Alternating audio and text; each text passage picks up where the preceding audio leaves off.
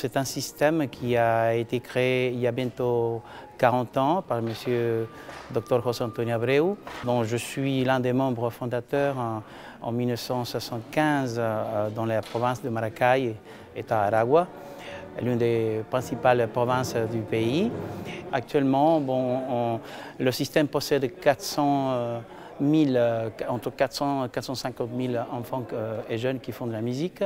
Il y a plus de 100 orchestres chez nous et plus de 250 centres de formation au niveau national, et que ça se développe et ça s'ouvre de plus en plus, c'est-à-dire c'est de manière exponentielle. Ça permet d'intégrer des jeunes de toutes couches sociales pour une activité artistique, mais menée vers le social, c'est-à-dire pour intégrer tout le monde et que tout le monde puisse participer et développer, chacun à son niveau, et participer dans une activité, en l'occurrence avec l'Orchestre national et les orchestres disséminés sur le territoire vénézuélien. Le Venezuela a entamé des relations bilatérales avec l'Argentine, la Colombie, Pérou, Équateur, Chili, au Mexique, même aux États-Unis et à l'Orchestre des Amériques. C'est une sélection des meilleurs élèves de tout le continent américain. Il y a des relations même en Europe, en Italie, en Espagne, en Écosse, en Angleterre, en Norvège, en Allemagne, et puis on espère bien maintenant la France. Mon rôle, je suis le responsable pédagogique musical du projet.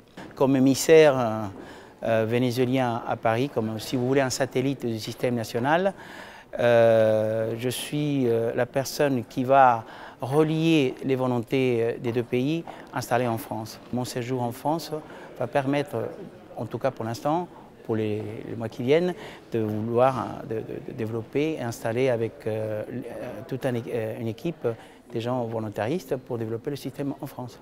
On ne peut pas intervenir directement, on ne peut pas non plus prétendre d'installer, copier à 100% sans tenir compte des réalités de chaque pays. C'est pour ça qu'il y a des relations qui sont beaucoup plus rapides que d'autres. Personnellement, j'habite en France depuis 25 ans. J'ai fait mes études, j'ai passé la moitié de ma vie au Venezuela et l'autre moitié en France. Et je peux vous dire que ça a été pas facile du tout.